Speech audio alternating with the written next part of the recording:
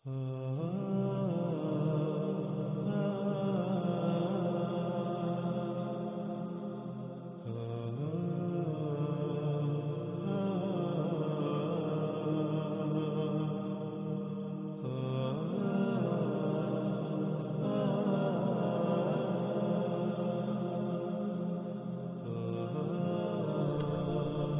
اللہ صلی اللہ علیہ وآلہ وسلم نے کہا، اس میں کچھ شک نہیں، ہرگز نہیں قائم ہوگی الساعت یہاں تک کہ اس سے پہلے 10 آیات نہ دیکھ لو۔ پس رسول اللہ صلی اللہ علیہ وآلہ وسلم نے یاد دلایا دخان اور دجال اور دابا اور سورج کا اس کے مغرب سے طلوع ہونا اور عیسیٰ ابن مریم صلی اللہ علیہ وآلہ وسلم کا اترنا اور یاجوج اور ماجوج اور 3 مقامات پر زمین کا دنسنا، مغرب سے دنسنا اور مشرق سے دنسنا اور جزیرۃ العرب سے دنسنا، اور آخر میں وہ آگ ہے جو نکالی جائے گی یمن سے۔ اس آگ کی طرف انسان ایسے اکٹھے ہوں گے تمہارے اکٹھے کیے جانے کی جگہ جیسے کتے کسی ہڈی پر اکٹھے ہوتے ہیں، یعنی خطہ شام میں دنیا کے لوگ اس آگ پر ایسے اکٹھے ہوں گے جیسے بھوکے کتوں کے سامنے ہڈی پھینکنے سے وہ اس پر اکٹھے ہو جاتے ہیں اور اسے حاصل کرنے کے لیے ایک دوسرے سے لڑتے، چیرتے، پھاڑتے، چیختے اور داڑتے ہیں۔ بالکل ایسے ہی خطہ شام میں انسان اس آگ کے حصول کے لیے اس کی طرف اکٹھے ہو جائیں گے اور اس کے حصول کے لیے کتوں کی طرح آپس میں لڑیں گے۔ ناظرین، اس روایت میں 10 آیات کا ذکر ہے جو کہ الساعت کی سب سے آخری اور بڑی علامات اور اشراط ہیں۔ محمد رسول اللہ صلی اللہ علیہ وآلہ وسلم نے الساعت کے قیام سے پہلے ان 10 آیات کے ظہور کا ذکر کیا۔ ان 10 آیات جو کہ علامات و اشراط سے ہیں، انہیں علامات و اشراط الکبریٰ کہا جاتا ہے، یعنی الساعت یا قیامت کی سب سے آخری اور بڑی علامات و اشراط۔ اور محمد رسول اللہ علیہ السلام نے انہی کے بارے میں کہا تھا کہ جب ان میں سے پہلی کا ظہور ہوگا تو یہ تمام کی تمام یکے بعد دیگر ایسے ظاہر ہوں گی جیسے کسی موتیوں کے ہار کا داغا ٹوٹ جانے سے موتی دڑا دڑ گرتے ہیں۔ ناظرین، ہم گزشتہ ایک ساتھ میں ان 10 علامات و اشراط الساعۃ الکبریٰ میں سے دجال، دعوت الارض اور دخان پر تفصیل کے ساتھ نہ صرف بات کر چکے بلکہ حق ہر لحاظ سے واضح کر چکے۔ اب ہمارا موضوع ہے وہ آگ جس کا ذکر اسی روایت میں موجود ہے جو کہ الساعت کی سب سے آخری اور بڑی علامات و اشراط میں سے ایک ہے۔ اس روایت میں رسول اللہ علیہ السلام نے کہا کہ آخر میں اس آگ کے حصول کے لیے انسان اس کی طرف ایسے اکٹھے ہوں گے جیسے بھوکے کتے کسی ہڈی پر اکٹھے ہوتے ہیں، جو اس کے حصول کے لیے آپس میں لڑتے ہیں، چیختے اور داڑتے ہیں۔ ناظرین، اس کے علاوہ بھی روایات کی کثیر تعداد موجود ہے جس میں رسول اللہ علیہ السلام نے اس آگ کو الساعت کی سب سے بڑی اور آخری علامات و اشراط میں سے جو سب سے پہلے ظہور پذیر ہوں گی ان میں اس کا ذکر کیا، جیسا کہ آپ سکرین پر نظر آنے والی روایت میں دیکھ سکتے ہیں۔ رسول اللہ صلی اللہ علیہ وآلہ وسلم نے کہا، وہ وجوہات جن کی بنا پر الساعت یعنی انسانوں پر آخری بڑی عظیم تباہی آئے گی، اس کی پہلی وجوہات میں سے وہ آگ ہے جو مشرق سے نکلے گی، یعنی مشرق سے نکالی جائے گی، یعنی اس آگ کا نکالا جانا پہلی اشراط الساعت میں سے ہے۔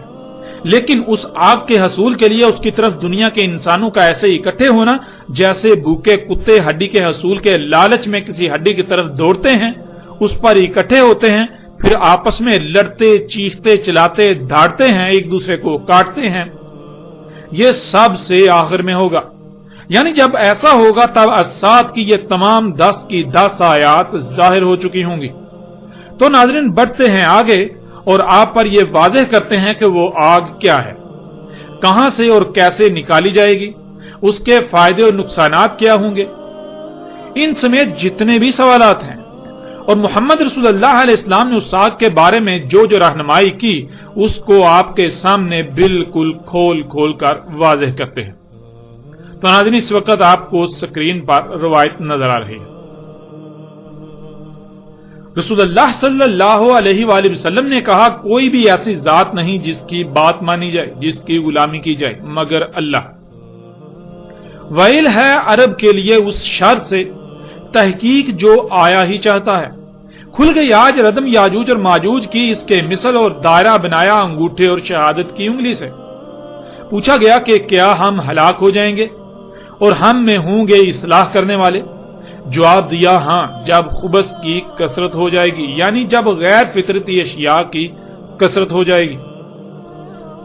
ناظرین، القاریہ ہو، یاجوج اور ماجوج ہوں، فتنہ دجال ہو یا عربوں کے لیے دنیا و آخرت میں ہلاکت، ان سب کا بنیادی تعلق اس روایت میں بیان کر دیا گیا، اور وہ رسول اللہ صلی اللہ علیہ وآلہ وسلم نے اس شر کی طرف اشارہ کیا اور اس وقت کہا وہ شر قریب ہی آ گیا ہے۔ جب ہم قرآن میں اور روایات میں غور و فکر کریں، آخر الزماں کے حوالے سے تمام روایات کو جمع کریں تو اس کی جو ترتیب بنتی ہے ہم اسے آپ کے سامنے رکھیں گے، اس کی روشنی میں واضح کریں گے کہ وہ شر کیا تھا۔ یعنی ان روایات میں رسول اللہ صلی اللہ علیہ وآلہ وسلم نے بتایا کہ وہ شر جو عربوں کے لیے دنیا و آخرت میں تباہی کا باعث بنے گا وہ کیا شے ہے۔ اس روایت میں واضح ہو جاتا ہے کہ رسول اللہ صلی اللہ علیہ وآلہ وسلم نے اس شر کو یاجوج اور ماجوج کے کھلنے سے مشروط کر دیا اور کہا کہ آج یاجوج اور ماجوج کی ردم انگلی اور انگوٹھے کو ملانے سے جو دائرہ بنتا ہے اتنی کھل گئی، اور جیسے ہی وہ پوری کھل گئی تو عربوں کے لیے ایک شرط سے دنیا و آخرت میں ویل ہوگی۔ آئندہ ایک ساتھ میں جب بات کی جائے گی یاجوج اور ماجوج کے موضوع پر تو یہ بات بالکل صراحت کے ساتھ کھل کر واضح ہو جائے گی کہ یاجوج اور ماجوج نہ صرف کھل چکے بلکہ جو کچھ قرآن میں اور رسول اللہ صلی اللہ علیہ وآلہ وسلم کے الفاظ سے ان کے بارے میں ملتا ہے وہ سب یاجوج اور ماجوج نے انجام بھی دے دیا، اور اب تو وقت بالکل آخری پہر میں داخل ہو چکا ہے۔ ناظرین، جب یاجوج اور ماجوج کب کے کھل چکے تو پھر جس شر سے عربوں کے لیے ویل تھی، دنیا و آخرت میں عظیم ہلاکت، جس کے بارے میں رسول اللہ صلی اللہ علیہ وآلہ وسلم نے آگاہ کیا تھا، وہ شر بھی نظر آنا چاہیے اور اسے آج موجود ہونا چاہیے۔ ناظرین، اس شر کی نشاندہی کے لیے، اس شر کو بالکل کھول کر واضح کرنے کے لیے فتنوں سے متعلق روایات کو جمع کیا جائے تو نہ صرف بالکل ہر لحاظ سے اس شر کی وضاحت ہو جاتی ہے، وہ شر واضح ہو جاتا ہے، بلکہ کم سے کم فہم و عقل والے شخص کے لیے بھی اسے سمجھنے میں رائی برابر بھی مشکل پیش نہیں آتی۔ وہ شر کون سا تھا اور ہے، اس کا رسول اللہ صلی اللہ علیہ وآلہ وسلم نے مختلف پہلوں سے ذکر کیا اور اتنی صراحت کے ساتھ ذکر کیا کہ کم سے کم فہم انسان کے لیے بھی جاننا انتہائی آسان ہو جائے۔ لیکن آج حقیقت تو یہ ہے کہ ہر کوئی اس سے غافل ہے، جس سے یہ بھی واضح ہو جاتا ہے کہ رسول اللہ صلی اللہ علیہ وآلہ وسلم نے کیوں اتنی صراحت کے ساتھ کھول کھول کر ہر پہلو سے اس شر کی وضاحت کر دی تھی۔ اور ناظرین، آپ باتیں ہیں ان روایات کی طرف اور ترتیب سے ان روایات کی روشنی میں حق آپ کے سامنے رکھتے ہیں۔ اگلی روایت سکرین پر آپ کو نظر آ رہی ہے، جس میں محمد رسول اللہ علیہ السلام کے الفاظ کچھ یوں ہیں۔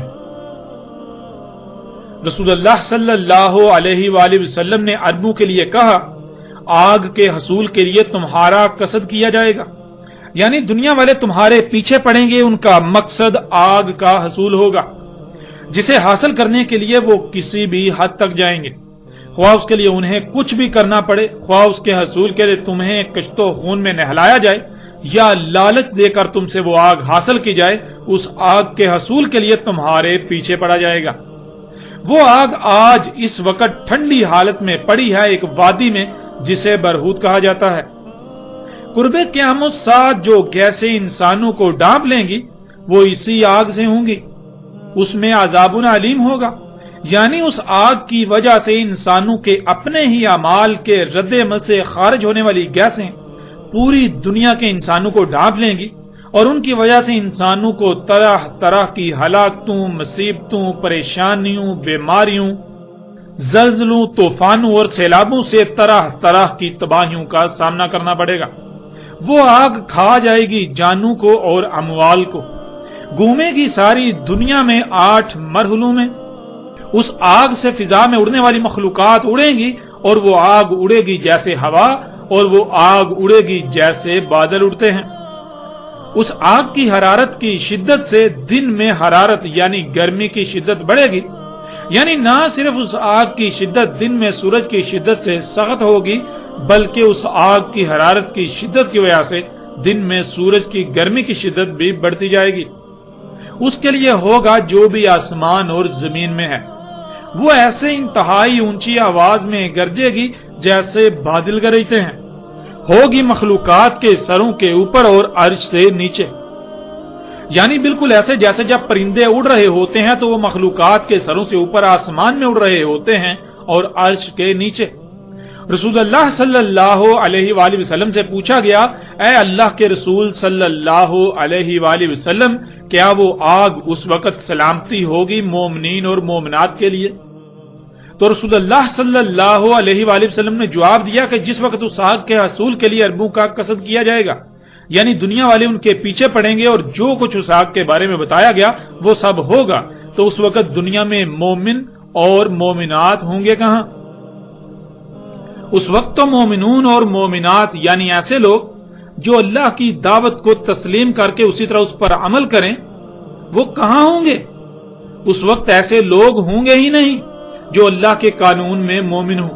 اس وقت وہ لوگ جو خود کو مومنون اور مومنات سمجھ اور کہلا رہے ہوں گے وہ انتہائی برے ہوں گے، وہ گدھوں سے بھی برے ہوں گے۔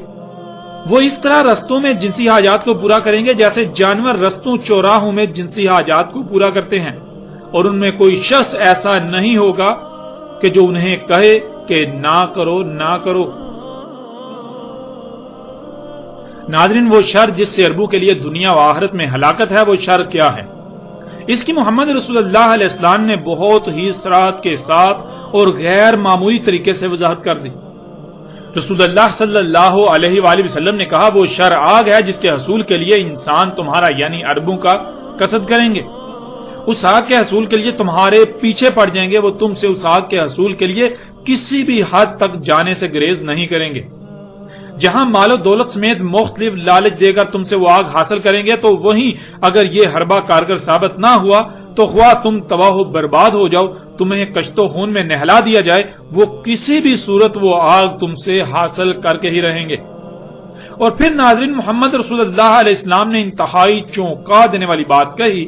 اس وقت کہا کہ آج کے وقت وہ آگ وادی برہوت میں ٹھنڈی حالت میں پڑی ہے۔ اور پھر ناظرین، وادی برہوت کیا ہے؟ اس کی وضاحت بھی روایات سے مل جاتی ہے۔ ایک روایت میں بالکل واضح کر دیا گیا کہ وادی برہوت وادی حضر موت کو کہا جاتا ہے، جیسا کہ روایت آپ کو سکرین پر نظر آ رہی ہے۔ وادی حضر موت کو وادی برہوت کہا جاتا ہے۔ ناظرین، اس کے علاوہ بھی محمد رسول اللہ علیہ السلام نے مختلف مقامات کا ذکر کیا جہاں وہ آگ موجود ہے اور وہاں سے نکالی جائے گی، یہاں تک کہ کیسے نکالی جائے گی اس کی بھی چونکا دینے والی تفصیلات بتا دی۔ جیسے ہی ہم آگے بڑھیں گے تو ایسی تمام روایات بھی آپ کے سامنے آئیں گی۔ لیکن یہاں سوال یہ پیدا ہوتا ہے کہ کیا ناظرین آج ایسی آگ اپنا وجود رکھتی ہے جو محمد رسول اللہ علیہ السلام کے وقت زمین میں ٹھنڈی پڑی تھی اور آج انسانوں کو حاصل ہو چکی؟ کیا آج ایسی آگ موجود ہے؟ کیا آج ایسی آگ موجود ہے جس کے حصول کے لیے کچھ قومیں عربوں کا قصد کر رہی ہیں، یعنی اس آگ کے حصول کے لیے عربوں کے پیچھے پڑی ہوئی ہیں اور کسی بھی صورت اس آگ کو حاصل کرنے سے گریز نہیں کر رہی؟ کہ آج کوئی ایسی آگ موجود ہے جس کے حصول کے لیے غیر عرب قومیں عربوں کو مختلف لالچ دے کر، مال و دولت سے اور طرح طرح کے لالچ دے کر ان سے وہ آگ حاصل کر رہی ہیں؟ کیا آج کوئی ایسی آگ موجود ہے جس کے حصول کے لیے عرب دنیا کو کشت و خون میں نہلایا جا رہا ہے؟ ناظرین، جب غور کریں تو دہلا دینے والے حقائق آج پوری دنیا کے سامنے ہیں۔ ہاں، واقعتاً آج ایسی آگ موجود ہے جو محمد رسول اللہ علیہ السلام کے وقت زمین کی گہرائیوں میں ٹھنڈی حالت میں پڑی تھی اور آج نکالی جا رہی ہے، اور وہ آگ ہے خام تیل۔ ناظرین، کون نہیں جانتا کہ خام تیل تو حقیقت میں آگ ہے جو زمین میں ٹھنڈی حالت میں موجود ہے۔ آج اس آگ کے حصول کے لیے غیر عرب قومیں عرب دنیا کا قصد کیے ہوئے ہیں، ان کے پیچھے پڑی ہوئی ہیں اور ان سے اس آگ کے حصول کے لیے کسی بھی حد تک جانے سے گریز نہیں کر رہی۔ ناظرین، اسی آگ کے حصول کے لیے سلطنت عثمانیہ کا خاتمہ کر کے اسلامی ریاست خواہ کیسی ہی تھی اس کے ٹکڑے ٹکڑے کر کے انہوں نے اپنے حواریوں کو ان پر مسلط کر دیا، کیونکہ مغربی دنیا کو علم تھا کہ جب تک خلافت کے نام پر ایک اسلامی ریاست موجود ہے وہ کبھی بھی اس آگ کو حاصل نہیں کر سکتے، کیونکہ سلطنت عثمانیہ مغربی دنیا بالخصوص اس وقت کی سپر پاور برطانیہ کو اپنا دشمن سمجھتی تھی، اور برطانیہ کو بخوبی علم تھا کہ جب تک وہ اپنے اس دشمن کو ختم نہیں کر لیتی، اپنے اس دشمن کو ہٹا نہیں لیتی، اس کو ٹکڑوں ٹکڑوں میں تقسیم کر کے اپنے حواریوں کو مسلط نہیں کر لیتی، تب تک وہ اس آگ کو حاصل نہیں کر سکتے۔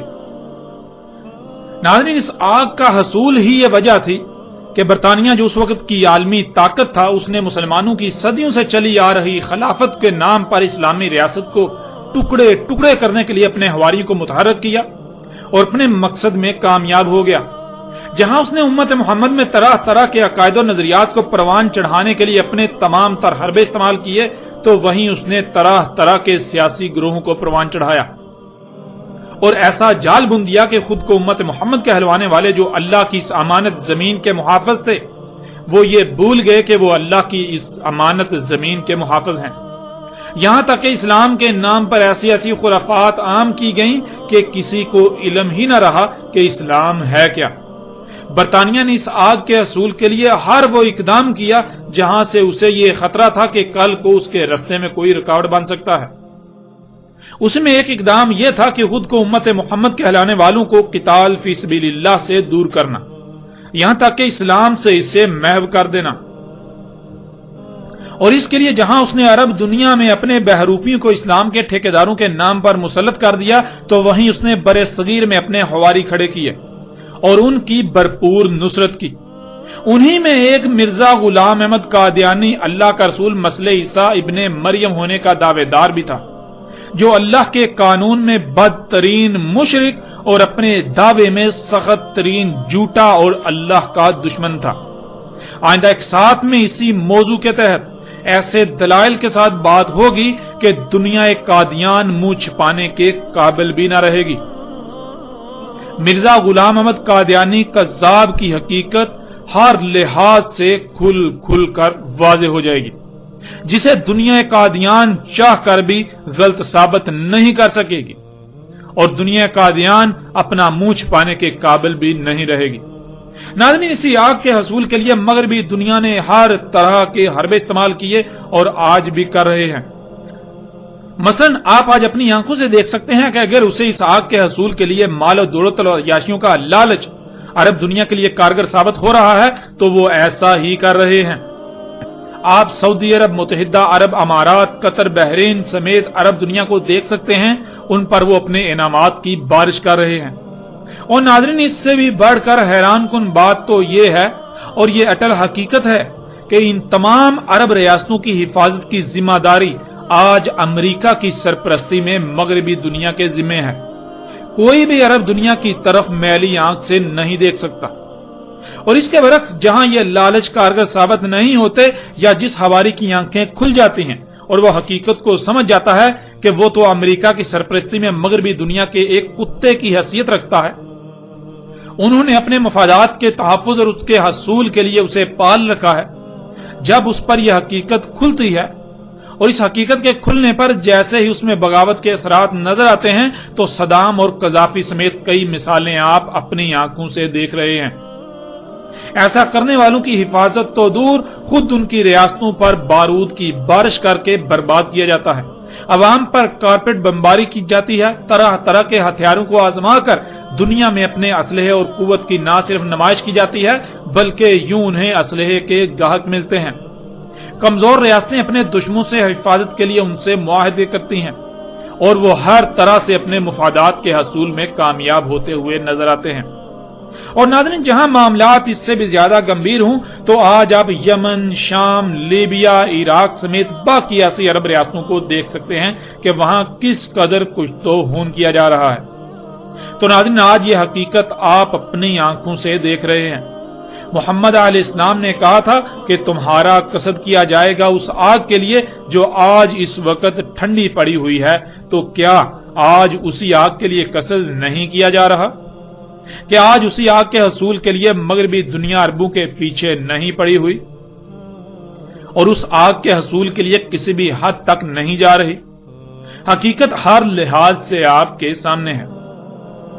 کون نہیں جانتا آج عرب دنیا میں جو کچھ بھی ہو رہا ہے یہ سب اسی آگ کے حصول کی خاطر ہو رہا ہے جسے آج خام تیل کا نام دیا جاتا ہے۔ پھر ناظرین محمد رسول اللہ علیہ السلام نے اس آگ کی پہچان کے لیے جو رہنمائی کی، اس آگ کی پہچان کے لیے جو الفاظ استعمال کیے، وہ بھی انتہائی حیران کن اور چونکا دینے والے ہیں۔ جیسا کہ محمد رسول اللہ علیہ السلام نے کہا تھا کہ قیامت الساعۃ کی اشراط میں سے ایک شرط دخان، یعنی جو گیسیں انسانوں کو ڈانپ لیں گی وہ اسی آگ سے ہوں گی، اس میں عذاب علیم ہوگا۔ یعنی اس آگ کی وجہ سے انسانوں کے اپنے ہی اعمال کے رد عمل سے خارج ہونے والی گیسیں پوری دنیا کے انسانوں کو ڈانپ لیں گی اور ان کی وجہ سے انسانوں کو طرح طرح کی ہلاکتوں، مصیبتوں، پریشانیوں، بیماریوں، زلزلوں، طوفانوں اور سیلابوں سے طرح طرح کی تباہیوں کا سامنا کرنا پڑے گا۔ اور ناظرین کیا دخان کے موضوع پر گزشتہ ایک ساتھ میں یہ سب واضح نہیں ہو چکا؟ ذرا غور تو کریں، ان دخان یعنی آج جو گیسیں پوری دنیا کی فضا میں بھر چکی ہیں، ان کی بنیاد کیا ہے؟ کیا ان کی بنیاد یہی آگ خام تیل نہیں ہے؟ بالکل، ان کی بنیاد یہی آگ خام تیل ہے۔ دخان اسی آگ سے ہیں۔ دعوت الارض انسان کے اپنے ہی ہاتھوں سے اللہ کے مقابلے پر خلق کردہ سواری کے ذرائع جو تیر کر، رینگ کر، چل کر اور اڑ کر حرکت کر رہے ہیں، جو پوری دنیا میں آج دندناتے پھر رہے ہیں، اور جس ایندھن کے جلنے سے یہ طرح طرح کی گیسیں خارج کرتے ہیں، وہ جس ایندھن سے چلتے ہیں وہ ایندھن مختلف اقسام کا پیٹرول ہو یا ڈیزل یا پھر کیروسین یعنی مٹی کا تیل، یہ سب کا سب خام تیل سے ہی اخذ کیا جا رہا ہے۔ کارخانے جس ایندھن سے چلتے ہیں وہ اسی خام تیل سے اخذ کیا جا رہا ہے۔ ان کے علاوہ جہاں جہاں سے بھی یہ گیسیں خارج ہو رہی ہیں ان کی بنیاد یہی خام تیل ہے، یعنی وہ آگ جس کا ذکر آج سے 14 صدیاں قبل محمد رسول اللہ علیہ السلام نے کیا تھا۔ اس وقت محمد رسول اللہ علیہ السلام نے کہا تھا کہ آج وہ آگ زمین کی گہرائیوں میں ٹھنڈی حالت میں پڑی ہے۔ پھر ناظرین محمد رسول اللہ علیہ السلام نے کہا تھا وہ آگ کھا جائے گی جانوں کو اور اموال کو۔ ناظرین غور کریں کہ آج یہی آگ پوری دنیا میں جانوں اور اموال کو نہیں کھا رہی؟ ذرا غور تو کریں، آج دنیا میں ہونے والی تمام کی تمام جنگیں کیا اسی وجہ سے نہیں ہو رہی؟ ان کی وجہ یہی آگ نہیں ہے جن میں لاکھوں نہیں کروڑوں جانوں کا نقصان ہو رہا ہے اور شہروں کے شہر کھنڈرات میں بدل رہے ہیں۔ اس کے علاوہ زمین سے اس آگ کے نکالے جانے کی وجہ سے زمین کھوکھلی ہو رہی ہے، جس سے زمین جگہ جگہ سے دنس رہی ہے۔ پھر اسی کی وجہ سے جو گیسیں پوری دنیا کی فضا میں بھر چکی ہیں، جن کی وجہ سے طرح طرح کی تباہیوں میں وسیع پیمانے پر جانی اور مالی نقصانات ہو رہے ہیں۔ پھر جن مشینوں سے پہاڑوں کو کاٹا جا رہا ہے ان کی بنیاد بھی کیا یہی آگ نہیں ہے؟ اور پہاڑوں کو کاٹنے سے زمین کا توازن بگڑ کر زلزلے اور تباہیاں آ رہی ہیں، ان میں بھی جانی اور مالی نقصان۔ اسی آگ کی وجہ سے موسموں کا نظام درہم برہم اور درجہ حرارت دن بدن بڑھتا چلا جا رہا ہے۔ اس کی وجہ سے بھی طرح طرح کی تباہیوں میں جانی اور مالی نقصان۔ یوں اس آگ کے نقصانات پر بات کی جائے تو الفاظ ختم ہو جائیں، آپ بات کرتے کرتے تھک جائیں، لیکن اس آگ کے نقصانات کو گن نہ پائیں۔ آج یہ آگ پوری دنیا میں جانوں اور اموال کو کھا رہی ہے۔ یوں محمد علیہ السلام کے آج سے 14 صدیاں قبل کہے گئے یہ الفاظ آج بالکل سچ ثابت ہو رہے ہیں۔ نہ صرف سچ ثابت ہو رہے ہیں بلکہ آج سچ ثابت ہو چکے ہیں۔ اسی آگ کی وجہ سے آج موسموں کا نظام، فضاؤں کا نظام درہم برہم ہو چکا۔ درجہ حرارت دن بدن بڑھتا چلا جا رہا ہے، جس سے گلیشیئر پگھلتے جا رہے ہیں۔ پھر آہستہ آہستہ زمین پر تمام پانی بخارات بن کر اٹھ جائے گا۔ زمین کا درجہ حرارت دن بدن بڑھنے سے یہ جہنم بن جائے گی، وہی جہنم جس کا آپ سے وعدہ کیا گیا۔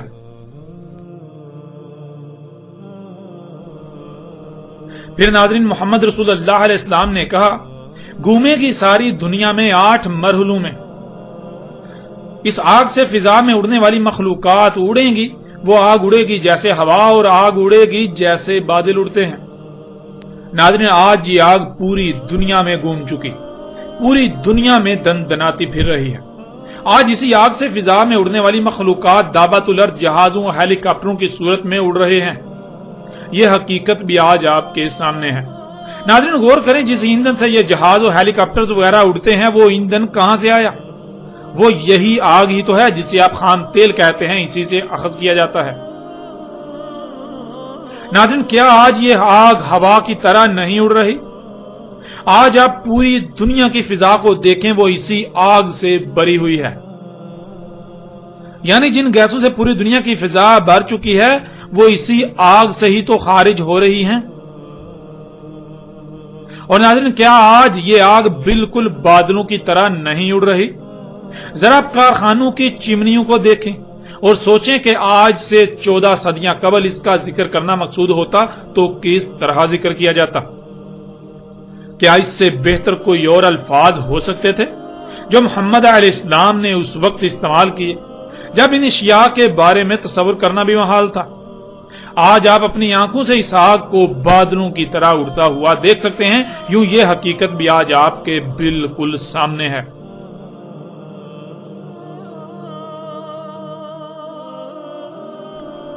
پھر ناظرین محمد علیہ السلام نے کہا اس آگ کی حرارت کی شدت سے دن میں حرارت یعنی گرمی کی شدت بڑھے گی، یعنی نہ صرف اس آگ کی شدت دن میں سورج کی شدت سے سخت ہوگی بلکہ اس آگ کی حرارت کی شدت کی وجہ سے دن میں سورج کی گرمی کی شدت بھی بڑھتی جائے گی۔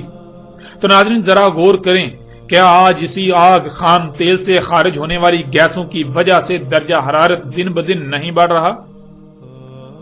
کیا آج اسی کی وجہ سے آسمان میں سوراخ نہیں ہو چکا جس کی وجہ سے سورج سے خارج ہونے والی خطرناک ترین لہریں زمین پر آ رہی ہیں؟ اور نہ صرف درجہ حرارت کی شدت میں اضافہ ہوتا چلا جا رہا ہے بلکہ موسموں میں غیر معمولی تغیر و تبدل جس کی وجہ سے زمین پر تمام مخلوقات کو طرح طرح کی تباہی اور نقصانات کا سامنا کرنا پڑ رہا ہے۔ یوں ناظرین یہ حقیقت بھی آج آپ کے سامنے ہے، اور آج آپ اپنے اخبارات کو ٹٹولیے، آپ کو جگہ جگہ یہ خبریں ملیں گی کہ آج جو دنیا میں درجہ حرارت بڑھتا ہی چلا جا رہا ہے اس کی بنیادی وجہ یہی آگ ہے۔ اسی آگ سے خارج ہونے والی طرح طرح کی زہریلی گیسیں جو آپ کے کارخانوں، آپ کی گاڑیوں وغیرہ سے خارج ہو رہی ہیں۔ پھر آگے محمد رسول اللہ علیہ السلام نے کہا اس کے لیے ہوگا جو بھی آسمان اور زمین میں ہے وہ ایسے انتہائی اونچی آواز میں گرجے گی جیسے بادل گرجتے ہیں، ہوگی مخلوقات کے سروں کے اوپر اور عرش سے نیچے، یعنی بالکل ایسے کہ جب پرندے اڑ رہے ہوتے ہیں تو وہ مخلوقات کے سروں سے اوپر ہوتے ہیں اور آسمان میں اور عرش کے نیچے۔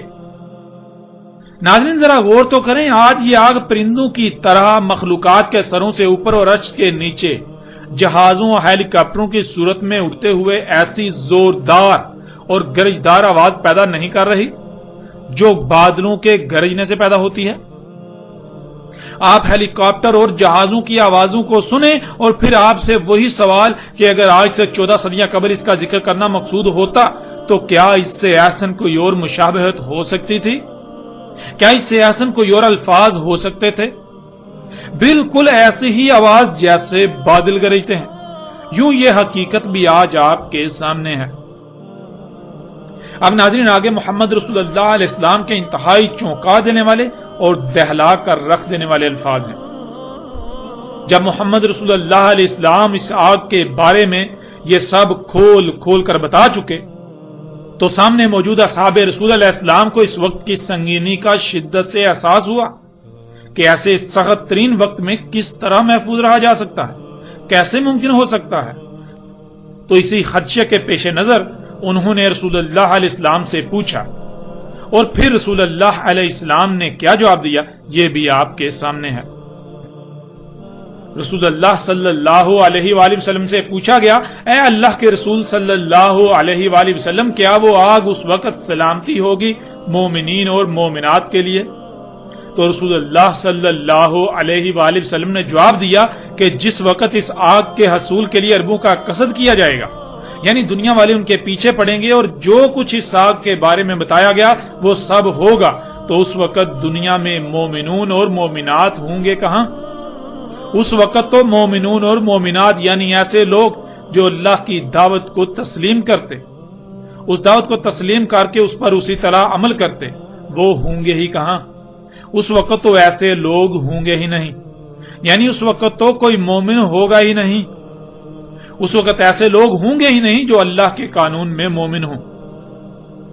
اس وقت وہ لوگ جو خود کو مومنون اور مومنات سمجھ اور کہلا رہے ہوں گے وہ انتہائی برے ہوں گے، وہ گدھوں سے بھی برے ہوں گے، وہ ایسے رستوں میں جنسی حاجات کو پورا کریں گے جیسے جانور رستوں میں جنسی حاجات کو پورا کرتے ہیں، اور ان میں کوئی شخص ایسا نہیں ہوگا جو انہیں کہے کہ نہ کرو نہ کرو۔ ناظرین، آج جب یہ بات روز روشن کی طرح عیاں ہو چکی کہ یہی وہ آگ ہے جس کا ذکر آج سے 14 صدیاں قبل محمد رسول اللہ علیہ السلام نے کیا تھا، جسے آج خام تیل کہا جاتا ہے، اور وہ سب بھی ہو چکا اور ہو رہا ہے جس کا ذکر محمد رسول اللہ علیہ السلام نے کیا تھا، اور پھر یہ کہا اس وقت کوئی مومن ہوگا ہی نہیں۔